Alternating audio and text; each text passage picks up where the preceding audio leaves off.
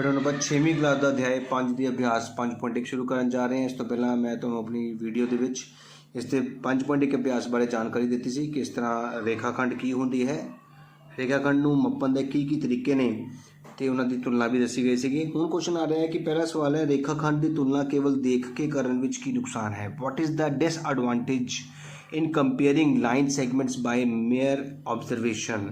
बेटा ਹੁਣ ਇਹ ਤਾਂ ਤੁਹਾਨੂੰ ਪਤਾ ਹੀ ਹੈ ਕਿ ਜਸਟ ਦੇਖ ਕੇ ਦੱਸ ਦੇਣਾ ਕਿ ਕਿਹੜੀ ਵੱਡੀ ਹੈ ਕਿਹੜੀ ਛੋਟੀ ਹੈ। ਇਹ ਤਾਂ ਉਸ ਕੇਸ ਦੇ ਵਿੱਚ ਤਾਂ ਠੀਕ ਹੈ ਜਦੋਂ ਇੱਕ ਬਹੁਤ ਹੀ ਛੋਟੀ ਤੇ ਇੱਕ ਬਹੁਤ ਹੀ ਵੱਡੀ ਦਿੱਤੀ ਗਈ ਹੋਵੇ।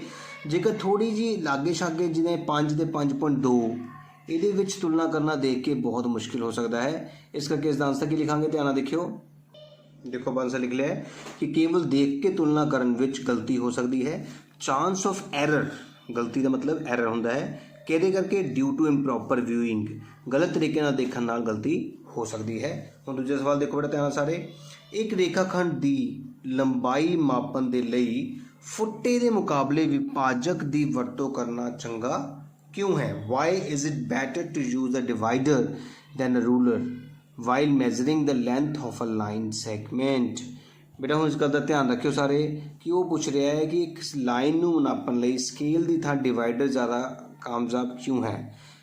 ਕਾਰਨ ਹੈ ਕਿ ਡਿਵਾਈਡਰ ਦੇ ਵਿੱਚ ਦੋਨੋਂ ਪਾਸੇ ਨੁਕੀਲੇ ਪੁਆਇੰਟ ਹੁੰਦੇ ਨੇ ਜਿਹੜੇ ਕਿ ਪੁਆਇੰਟ ਟੂ ਪੁਆਇੰਟ ਕਿਸੇ ਵੀ ਰੇਖਾ ਨੂੰ ਨਾਪਣ ਲਈ ਬਹੁਤ ਕਾਰਗਰ ਸਾਬਿਤ ਹੁੰਦੇ ਨੇ, ਬਹੁਤ ਵਧੀਆ ਹੁੰਦੇ ਨੇ। ਅਸੀਂ ਆਪਣਾ ਜਵਾਬ ਲਿਖ ਲਿਆ ਬੇਟਾ। ਵਿਭਾਜਕ ਫੁੱਟੇ ਦੀ ਬਜਾਏ ਰੇਖਾਖੰਡ ਦਾ ਜ਼ਿਆਦਾ ਸਹੀ ਮਾਪ ਦੇ ਸਕਦਾ ਹੈ। Accurate measurement will be possible, ਕਿ ਜਿਹੜੀ ਮੈਜ਼ਰਮੈਂਟ ਹੈ ਉਹ ਬਿਲਕੁਲ ਐਕੂਰੇਟ ਹੋਣ ਦੇ ਚਾਂਸ ਜ਼ਿਆਦਾ ਹੁੰਦੇ ਨੇ। ਹੁਣ ਆਪਾਂ ਆਪਣਾ ਤੀਜਾ ਸਵਾਲ ਕਰਾਂਗੇ, ਧਿਆਨ ਨਾਲ ਦੇਖਿਓ। ਕੋਈ ਰੇਖਾਖੰਡ AB ਖਿੱਚੋ, A ਤੇ B ਦੇ ਵਿਚਕਾਰ ਕੋਈ C ਬਿੰਦੂ ਲਓ ਤੇ AB BC ਤੇ CA ਦੀ ਲੰਬਾਈ ਨੂੰ ਮਾਪੋ। ਡਰਾ ਲਾਈਨ ਸੈਗਮੈਂਟ ਸੇ AB।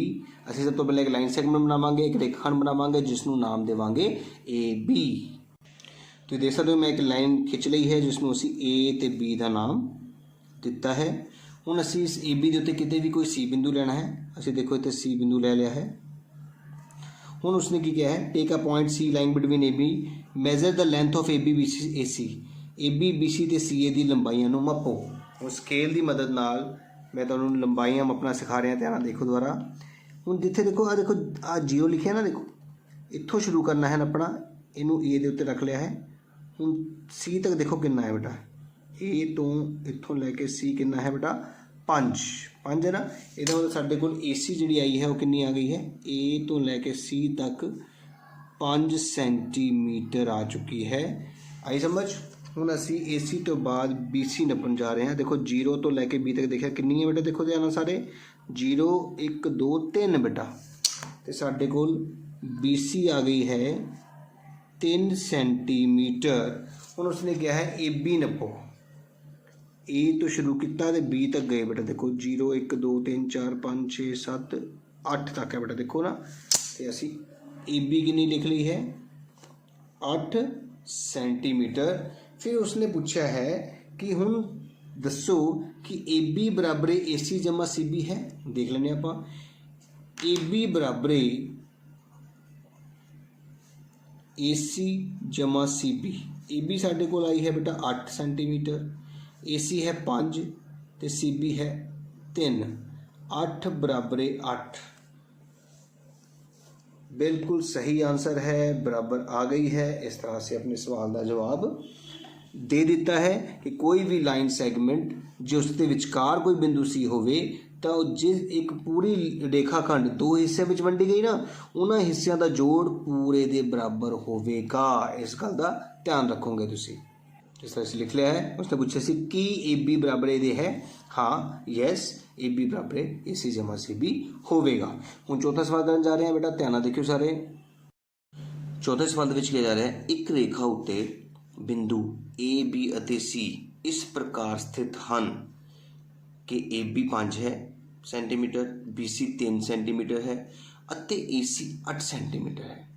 ਇਸ ਵਿੱਚੋਂ ਕਿਹੜਾ ਬਿੰਦੂ ਦੂਸਰੇ ਦੋਵਾਂ ਬਿੰਦੂਆਂ ਦੇ ਵਿਚਕਾਰ ਸਥਿਤ ਹੈ? मतलब एक रेखा के उत्ते ABC बिंदु किस तरह रखिए कि दो बिंदुओं के विचकार किहड़ा बिंदु आवेगा?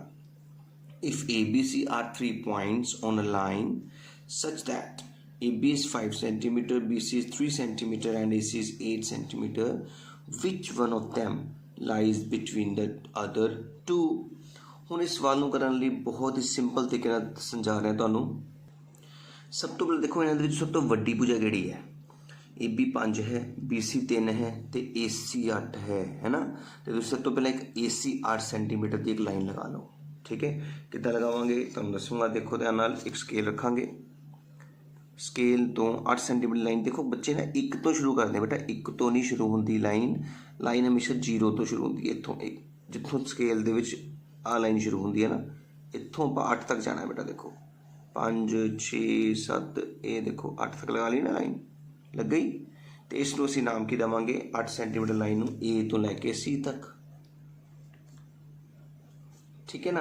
हुण A तो B 5 सी बेटा। देखो हुण A तो प्रकार को अपनी स्केल वापस रखा है तो 5 कितने लिखे? देखो आ रहा 5, इत्थे असीं निशान लगा लिया है। ठीक है बेटा। हुण तुहाडे कोल ये हो गया B, तो B तो C 3 है। देखो B तो C 3 आ गया ना, बिल्कुल सही है। ਇਹਦਾ मतलब असी A तो C जो 8 सेंटीमीटर लाइन खिंची तो वो जो AB 5 कटिया तो किहड़ा बिंदु दोनों के विचकार आ गया? B आया ना। असी की लिखांगे इत्थे AB बराबर 5 सेंटीमीटर, BC बराबर 3 सेंटीमीटर, AC बराबर 8 सेंटीमीटर है। AB जमा BC जो कि 5 जमा 3 8 सेंटीमीटर के बराबर है। इसलिए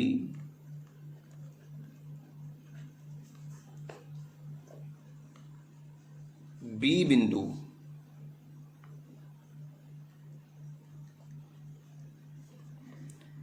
A अते C विचकार स्थित होवेगा।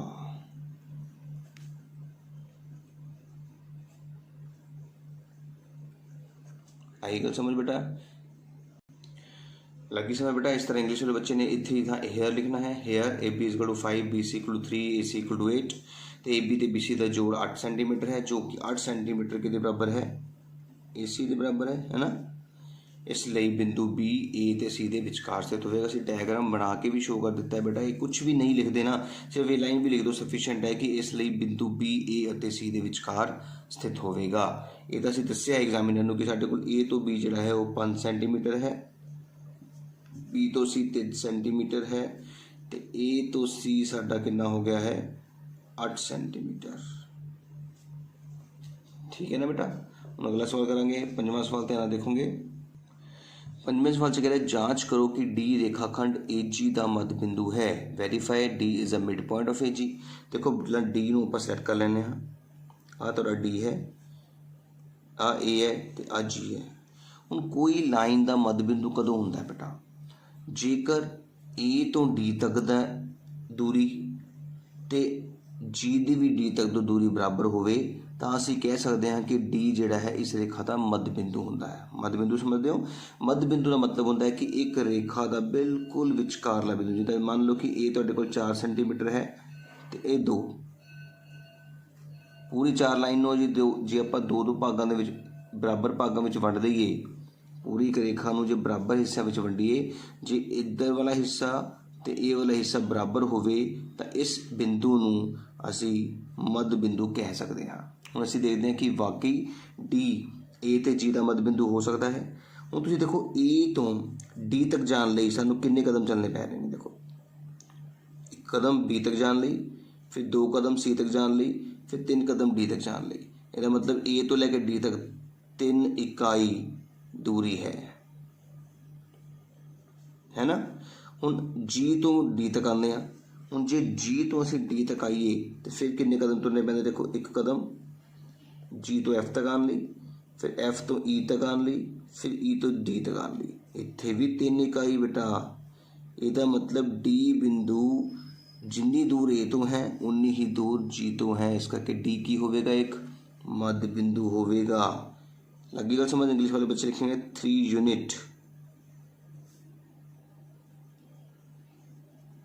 तो हम इस सवाल नूं प्रॉपर वे नाल लिखण लगे हैं। ध्यान नाल देखियो। असीं लिखांगे आंसर दे विच A तो D तक जाण लई सानूं 3 इकाई ਦੀ ਦੂਰੀ ਤੈਅ ਕਰਨੀ ਪੈਂਦੀ ਹੈ ਤੇ डी ਤੋਂ G ਤੱਕ ਜਾਣ ਲਈ ਵੀ ਸਾਨੂੰ 3 ਇਕਾਈ ਦੀ ਦੂਰੀ ਤੈਅ ਕਰਨੀ ਪੈਂਦੀ ਹੈ। 3 ਇਕਾਈ ਨੂੰ ਇੰਗਲਿਸ਼ ਦੇ ਵਿੱਚ ਅਸੀਂ ਕੀ ਲਿਖਦੇ ਹਾਂ 3 ਯੂਨਿਟ। ਜੇ ਇੰਗਲਿਸ਼ ਵਾਲੇ ਬੱਚੇ 3 ਯੂਨਿਟਸ ਲਿਖਣਗੇ 3 UNITS ਯੂਨਿਟਸ। ਤੇ ਇੱਥੇ AD ਤੇ TG ਬਰਾਬਰ ਆ ਗਏ ਨੇ, ਇਸ ਲਈ D रेखाखंड AG ਦਾ मध्य बिंदु है। तो इंग्लिश वाले बच्चे लिखेंगे कि yes D is mid point of AG है ना सौखा बेटा। ਜਦੋਂ ਵੀ ਕਿਸੇ ਮੱਧ ਬਿੰਦੂ ਦਾ ਪਤਾ ਲਗਾਉਣਾ ਹੋਵੇ ਤਾਂ ਬਸ ਇਹ ਦੇਖਣਾ ਹੁੰਦਾ ਕਿ ਉਸ ਬਿੰਦੂ ਤੋਂ A ਦੀ ਦੂਰੀ ਤੇ ਉਸ ਬਿੰਦੂ ਤੋਂ G ਦੀ ਦੂਰੀ ਸੇਮ ਹੋਣੀ ਚਾਹੀਦੀ ਹੈ। ਤੇ ਅਸੀਂ ਡਾਇਗਰਾਮ ਦੇ ਵਿੱਚ ਦੇਖ ਲਿਆ ਸੀਗਾ ਕਿ ਉਹ ਦੂਰੀਆਂ ਬਰਾਬਰ ਸਨ, ਇਸ ਕਰਕੇ ਅਸੀਂ ਲਿਖ ਲਿਆ। ਤੇ A ਤੋਂ D ਤੱਕ ਜਾਣ ਲਈ 3 ਇਕਾਈਆਂ ਸੀਗੀਆਂ ਤੇ D ਤੋਂ G ਤੱਕ ਵੀ 3 ਇਕਾਈਆਂ ਸਨ। ਇਹਦਾ ਮਤਲਬ A ਤੇ D ਤੇ DG ਬਰਾਬਰ ਹੋ ਗਏ ਤੇ D ਮੱਧ ਬਿੰਦੂ ਹੋਵੇਗਾ। ਅਗਲਾ ਸਵਾਲ ਦੇਖਿਆ, ਧਿਆਨ ਨਾਲ ਦੇਖਿਓ। 6ਵੇਂ ਸਵਾਲ 'ਚ ਕਹਿ ਰਿਹਾ ਕਿ B ਕਿਸੇ ਰੇਖਾਖੰਡ AC ਦਾ ਮੱਧ ਬਿੰਦੂ ਹੈ ਬੇਟਾ। ਹੁਣ ਧਿਆਨ ਨਾਲ ਸੋਚਣਾ ਕਿ ਜੇ B AC ਦਾ ਮੱਧ ਬਿੰਦੂ ਹੈ ਤੇ B A ਤੇ C ਦੇ ਵਿਚਕਾਰ ਬਿਲਕੁਲ ਵਿਚਕਾਰ ਹੋਵੇਗਾ, ਹੈ ਨਾ। ਤੇ ਹੁਣ ਜੇ B AC ਦੇ ਵਿਚਕਾਰ ਹੋ ਗਿਆ ਤਾਂ A ਤੋਂ B ਦੀ ਦੂਰੀ ਤੇ B ਤੋਂ C ਦੀ ਦੂਰੀ ਬਰਾਬਰ ਹੋਵੇ, ਜਿਵੇਂ ਕਿ ਅਸੀਂ ਪਿਛਲੇ ਸਵਾਲ ਦੇ ਵਿੱਚ ਸਿੱਖਿਆ ਕਿ ਮੱਧ ਬਿੰਦੂ ਤੋਂ ਦੋਨਾਂ ਬਿੰਦੂਆਂ ਦੀ ਦੂਰੀ ਬਰਾਬਰ ਹੁੰਦੀ ਹੈ। ਤੇ ਇਸੇ ਤਰ੍ਹਾਂ ਅੱਗੇ ਕਹਿੰਦਾ ਹੈ C BD ਦਾ ਮੱਧ ਬਿੰਦੂ ਹੈ। ਇਹਦਾ ਮਤਲਬ B ਤੇ D ਦੇ ਵਿਚਕਾਰ ਕਿਤੇ C ਬਿੰਦੂ ਹੋਏਗਾ, ਹੈ ਨਾ। ਹੁਣ ਦੇਖੋ ਧਿਆਨ ਨਾਲ ਕਿੱਦਾਂ ਲਿਖ ਰਹੇ ਹਾਂ ਅਸੀਂ, ਦੇਖੋ ਬੜਾ ਅਸੀਂ ਲਿਖ ਲਿਆ ਕਿਉਂਕਿ B AC ਦਾ ਮੱਧ ਬਿੰਦੂ ਹੈ। ਇਹਦਾ ਮਤਲਬ B A ਤੇ C ਦੇ ਵਿਚਕਾਰ ਬਿਲਕੁਲ ਵਿੱਚ ਹੋਵੇਗਾ ਤਾਂ A ਤੋਂ B ਦੀ ਦੂਰੀ ਤੇ B ਤੋਂ C ਦੀ ਦੂਰੀ ਬਰਾਬਰ ਹੋਵੇਗੀ। ਤੇ ਜੇ B AC ਦਾ ਮੱਧ ਬਿੰਦੂ ਹੈ ਤਾਂ AB ਬਰਾਬਰ BC ਹੋਵੇਗਾ। ਇਸੇ ਤਰ੍ਹਾਂ ਜੇ C BD ਦਾ ਮੱਧ ਬਿੰਦੂ ਹੈ, C BD ਦਾ ਮੱਧ ਬਿੰਦੂ ਹੈ ਤਾਂ C ਬਿਲਕੁਲ BD ਦੇ ਵਿਚਕਾਰ ਹੋਵੇਗਾ, ਮਤਲਬ BC ਤੇ CD ਬਰਾਬਰ ਹੋਣਗੇ। ਇਸ ਗੱਲ ਦਾ ਸਮਝ ਲੱਗ ਗਿਆ ਕਿ ਮੱਧ ਬਿੰਦੂ ਦਾ ਕੰਮ ਕੀ ਹੁੰਦਾ ਹੈ। ਮੱਧ ਬਿੰਦੂ ਇਹਨਾਂ ਦੋਨਾਂ ਬਿੰਦੂਆਂ ਤੇ ਬਿਲਕੁਲ ਬਰਾਬਰ ਦੂਰੀ ਤੇ ਹੁੰਦਾ ਹੈ। ਹੁਣ ਦੇਖੋ ਧਿਆਨ ਨਾਲ 1 ਤੇ 2 ਤੋਂ ਮੈਂ ਕੀ ਪਤਾ ਕੀਤਾ, AB ਕਿਹਦੇ ਬਰਾਬਰ ਹੈ BC ਦੇ, AB ਬਰਾਬਰ ਹੈ BC ਤੇ ਅੱਗੇ BC ਕਿਹਦੇ ਬਰਾਬਰ ਹੈ CD ਦੇ, AB ਬਰਾਬਰ ਹੈ BC, BC ਬਰਾਬਰ ਹੈ CD, AB ਬਰਾਬਰ ਹੈ BC ਤੇ BC ਬਰਾਬਰ ਹੈ CD। BC ਨੂੰ 2 ਵਾਰ ਲਿਖਣ ਦੀ ਲੋੜ ਨਹੀਂ ਹੈ। ਜੇ AB BC ਦੇ ਬਰਾਬਰ ਹੈ, BC CD ਦੇ ਬਰਾਬਰ ਹੈ, ਮੰਨ ਲਓ AB 4 ਸੈਂਟੀਮੀਟਰ ਹੈ ਤਾਂ BC ਵੀ 4 ਸੈਂਟੀਮੀਟਰ ਤਾਂ ਫਿਰ CD ਵੀ ਤਾਂ 4 ਹੀ ਹੋਈ ਨਾ। ਇਹਦਾ ਮਤਲਬ AB ਤੇ CD ਵੀ ਆਪਸ ਵਿੱਚ ਕੀ ਹੋਣਗੇ, ਬਰਾਬਰ ਹੋਣਗੇ। ਇਹੀ ਅਸੀਂ ਸਿੱਧ ਕਰਨਾ ਸੀਗਾ ਕਿ AB ਤੇ CD ਆਪਸ ਵਿੱਚ ਕੀ ਨੇ, ਬਰਾਬਰ ਨੇ। ਕੋਈ ਜ਼ਿਆਦਾ ਔਖਾ ਕੰਮ ਲਿਖਣ ਵਾਲਾ ਨਹੀਂ ਹੈ ਬੇਟਾ। ਸਮਝਣ ਦੀ ਕੋਸ਼ਿਸ਼ ਕਰੋ ਕਿ ਉਹਨਾਂ ਨੇ ਸਾਨੂੰ 2 ਵਾਰੀ ਗੱਲ ਕੀਤੀ ਸੀ ਕਿ B AC ਦਾ ਮੱਧ ਬਿੰਦੂ ਹੈ ਤਾਂ ਅਸੀਂ AB ਬਰਾਬਰ BC ਲਿਖਿਆ, C BD ਦਾ ਮੱਧ ਬਿੰਦੂ ਹੈ ਇਸ ਕਰਕੇ ਅਸੀਂ BC ਬਰਾਬਰ CD ਲਿਖਿਆ। ਤੇ ਜੇ AB BC BC CD ਦੇ ਵਿੱਚੋਂ ਸਾਂਝੀ ਰਕਮ ਨੂੰ ਇੱਕ ਵਾਰ ਲਿਖਿਆ ਜਾਵੇ ਤਾਂ ਸਾਡਾ ਆਨਸਰ ਆ ਜਾਂਦਾ ਹੈ। ਇੰਗਲਿਸ਼ ਵਾਲੇ ਬੱਚੇ ਕੀ ਲਿਖਣਗੇ, here B is mid point of AC ਤਾਂ B AC ਦੇ ਵਿਚਕਾਰ ਆ ਗਿਆ ਨਾ, ਦੇਖੋ ਇੱਧਰ ਤਾਂ AB ਬਰਾਬਰ BC ਲਿਖਤਾ। देखो फिर C is the mid point of BD तो BC बराबर CD लिखता। तो फ्रॉम फर्स्ट एंड सेकंड हम क्या लिखेंगे अपना, from first and second AB बराबर BC तो BC बराबर CD तो दिस इंप्लाइज AB सीधा ही CD के बराबर हो गया है, जो कि साडा इस सवाल का आंसर है। उम्मीद करने कि 6वां सवाल तुहानूं चंगी तरह समझ आ गया होगा। हुण आपां 7वां सवाल करन जा रहे हैं, ध्यान नाल देखियो। 7वें सवाल 'ਚ कह रहा है कि 5 त्रिभुज बनाओ तो उन्होंने भुजावां नूं मापो। Draw 5 triangles and measures their sides. पहले आप 5 त्रिभुज बनावांगे, उन्होंने साइड्स नूं नपांगे, फिर हरेक स्थिति में जांच भी करांगे कि किसी भी 2 भुजावां दी लंबाइयां दा जोड़ तीजी भुजा तो बड़ा हुंदा है। Check if the sum of the length of any 2 sides is always length of the third side. पहला असीं एक त्रिभुज बनाने हैं, उहदे लई सारा काम करांगे, फिर दूजा, फिर तीजा। ठीक है, ਆਪਾਂ एक त्रिभुज बना लिया है बेटा। इसनूं उसने ड्रॉ 5 ट्रायंगल्स किया सीगा, एक त्रिभुज बना लिया, उसनूं ABC नाम दे दिता है। देखो हुण असीं इधर भुजावां मपांगे। देखो ध्यान नाल A ते मैं अपने स्केल नूं रख के जो नापिया तो ध्यान नाल देखो तुसीं सारे, इत्थों शुरू करना बेटा 0 तो 1 2 3 3 तो बाद देखो 3.5 है। देखो 3.1 2 3 4 3.5 है ना। तो असीं 3.5 लिखांगे इत्थे सेंटीमीटर। फिर असीं BC मापांगे, BC नूं नापिया तो देखो बिल्कुल 4 सेंटीमीटर आ गई है, 4 सेंटीमीटर। फिर AB नूं नपांगे बेटा, AB नूं नपने हाँ असीं 0 ते रख के देखो 2 सेंटीमीटर, तो साडे कोल 2 सेंटीमीटर आ गई है। तो असीं एक त्रिभुज बना लिया है जिस दी भुजावां नूं भी माप लिया है। हुण असीं सिद्ध करना है कि दो भुजावां दे जोड़ तीजी तो वड्डा हुंदा है। हुण इहनूं किद्दां सिद्ध करना, देखो ध्यान नाल सारे, मैं सौखे तरीके नाल समझाऊंगा तुहानूं। तुसीं नंबर 1 ते इधर निशान लगाना है बड़े का, इधर 2 लिख देना है। फिर एक और बड़े निशान लगाना है, दूजी भुजा 4 लिख देनी है। फिर तीजे का निशान लगाना है, तीजी भुजा 3.5, मतलब वारी वारी हर एक नूं सज्जे हाथ लिखना है। लिख लिया है। हुण खब्बे हाथ देखो 2 नूं छड्ड के 2 लिख लेना इधर, 2 नूं छड्ड के बाकी दोनों का जोड़ लिखना है। तो 4 जमा 3.5 इधर 4 लिख लिया, तो 4 नूं छड्ड के 2 जमा 3.5, ये तुहाडा दूजा तीजे अखर च की लिखोगे 3.5 नूं छड्ड के 2 जमा 4। आई गल समझ। हुण तुसीं दसना है कि सही है या गलत है। जिवें 4 दे विच जे 3.5 जोड़िए तो 7, 4 रुपये तो 3.5 रुपये मिलावांगे तो 2 तो ज़्यादा होगा ना, तो ये सही आ गया तुहाडे कोल। मतलब कि दो भुजावां दा जोड़ तीजे तो वड्डा है। 2 रुपये दे विच 3.5 रुपये जोड़ांगे तो 5.5 रुपये वड्डे ने, इसका मतलब ये भी सही है कि दो भुजावां दा जोड़ तीजी भुजा तो वड्डा आ गया है। 4 तो 2 6 रुपये तो वड्डे होंदे ने, ये भी सही आ गया। इस तरह से सिद्ध कर दिता है कि दो भुजावां दा जोड़ तीजी भुजा तो हमेशा वड्डा है। आई समझ। देखो बड़ा दूसरा त्रिभुज बना लिया है। हम इसकी भुजावां नूं नप्पण जा रहे हैं। ध्यान देखियो, B तो C तक नपीए तो देखो पूरा, देखो 2 3 तो 1 पिछे है ना, देखो 3 तो 1 लाइन पिछे हल्की जी, इधर 2.9 सेंटीमीटर। हम देखो इधर ए ते रख के C तक पहुंचे तो तुहाडे कोल कितना आ रहा है, देखो ध्यान नाल 3.3 तो बाद 5 6 ते 7 है ना, 3.7 सेंटीमीटर। हूँ जी असी ए तो B तक नपीए तब कितना आ रहा है, देखो पूरा 2 सेंटीमीटर। हूँ असी फिर उसी तरीके नाल सिद्ध करांगे। ध्यान नाल देखो सारे, एक नंबर ते असी की लिखना है, कोई भी एक भुजा इसका निशान लगाना है तो 2 लिख देना है। फिर वड्डे का निशान लगा के असी की लिखना है 2.9, फिर वड्डे का निशान लगाना है तो असी लिखना है 3.7। तो हुण 2 दे पिछे 2 नूं छड्ड के बाकी दो भुजावां दा जोड़ 3.7 जमा 2.9। दूजे भाग दे विच असी की लिखांगे 2.9 छड्ड के 2 जमा 3.7। तीजे भाग दे विच की लिखिया जाएगा 3.7 नूं छड्ड के 2 जमा 2.9। हुण तुसीं देखना है कि तुहाडा आंसर सही आ रहा है या गलत आ रहा है। हुण तुसीं देखो 3.7 दे विच 2.9 जोड़ने ने, असीं जोड़ के क्यों देखा बेटा। देखो 3 रुपये तो 2 रुपये 5 रुपये तो ही हो गए, बाकी पैसे असीं जोड़ने ने, 5 रुपये तो वड्डे होंदे ने, सही। असीं तां अंदाज़ा लगाउणा है कि वड्डा है या नहीं। खब्बे हासे दा जोड़ सज्जे पासे तो वड्डा होना चाहिए। इधर देखो 3 रुपये 3.7 पहले ही तो वड्डा है, तो होर जोड़ांगा तो वड्डा हो ही जाएगा, इसका मतलब ये सही है। 2 रुपये तो 2 रुपये 4 रुपये, 4 रुपये तो 90 पैसे, इधर ज़्यादा है, खब्बा हाथ ज़्यादा हो गया ना। इसका मतलब असीं सिद्ध कर रहे हैं कि साडे कोल दो भुजावां नूं जोड़ीए तो जो आंसर आएगा वो तीजी तो हमेशा वड्डा हुंदा है। ये भी असीं सिद्ध कर लिया है। हुण इसी तरह का आपां तीजा चौथा ते पंजवां डायग्राम भी बना लवांगे।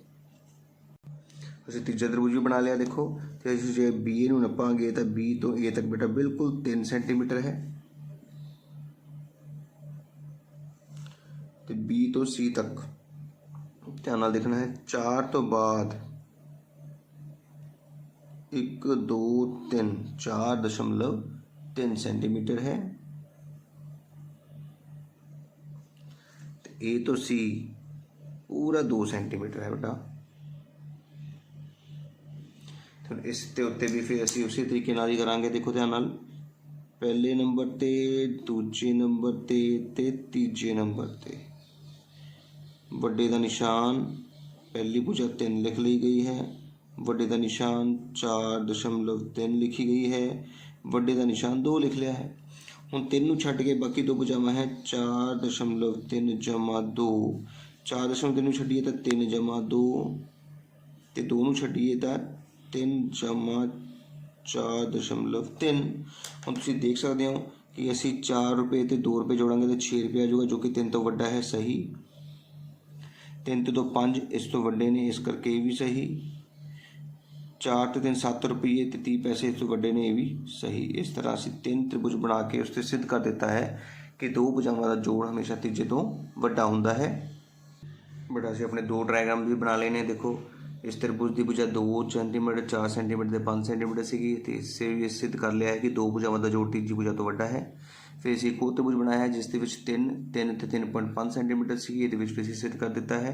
तो असीं लिख लिया कि इस तरह एक त्रिभुज दीआं दो भुजावां दा जोड़ तीजी भुजा तो हमेशा वड्डा हुंदा है। Sum of length of 2 sides of triangle is always greater than third side. तो इस तरह असीं 5 त्रिभुज बना के उन्हां दी भुजावां नूं नप भी लिया है ते जांच भी कर दिता है कि दो भुजावां दा जोड़ हमेशा तीजी तो वड्डा हुंदा है। इस तरह तुहाडी अभ्यास खत्म हो गई है। उम्मीद करदा कि तुहानूं समझ आई होवेगी। जेकर मेरी वीडियो वधिया लगी होवे तो जरूर उसनूं लाइक करियो, जरूर कमेंट करियो ते बेटा मेरे चैनल नूं सबसक्राइब करना ना भुल्लियो, तां जो मेरे बाकी चैप्टर्स ते आने वाली वीडियोज़ ते जिहड़ियां मैं पहलां बना चुका है वो सारी वीडियोज़ तुहाडे फ़ोन ते शो हो सके।